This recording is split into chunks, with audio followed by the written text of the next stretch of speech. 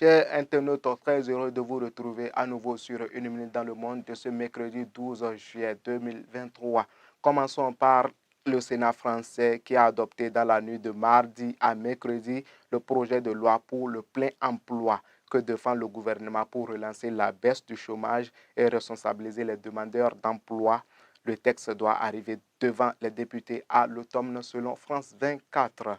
Restons toujours en France où les dégradations liées aux violences urbaines ayant suivi la mort de l'adolescent tué le 27 juin à Nanterre par un policier vont coûter 650 millions d'euros aux assureurs, a estimé mardi leur fédération professionnelle. C'est plus du double des 280 millions d'euros qui avaient été anticipés la semaine dernière.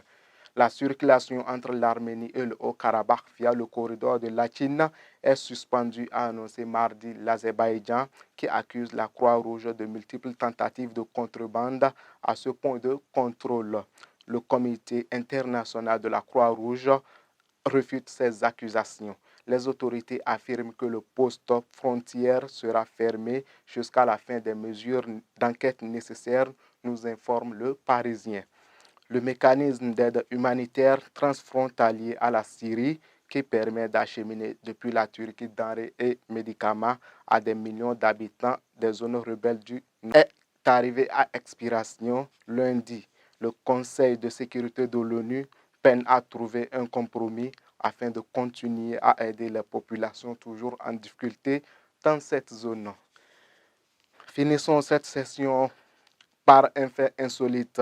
Alan Food Challenge, le youtubeur connu pour manger de grandes quantités de nourriture en un temps record, a été accusé de trucage dans ses vidéos. Pour prouver qu'il ne triche pas, il a lancé un défi dimanche soir sur Twitch en direct et sans la possibilité de couper au montage.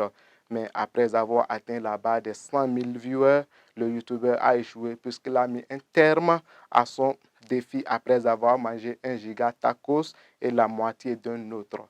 Je cite, « Bon, je vais vous décevoir, je vais arrêter là. » Fin de citation, a-t-il annoncé face à la caméra après plus d'une heure de direct, nous informe le Parisien. Ce sera tout pour aujourd'hui. Merci de nous avoir suivis.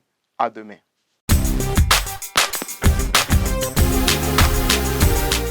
Vous aimez la qualité et vous recherchez des matériaux de construction fiables? Bâtisseur Plus Inter est la solution.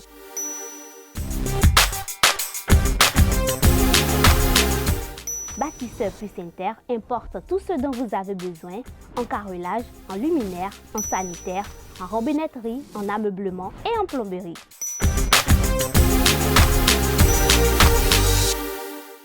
Visitez-nous à Abomey-Calavi, 4e rue après SOS, en quittant Kota pour l'université d'Abomey-Calavi. Infoline 00229 91 77 72 77.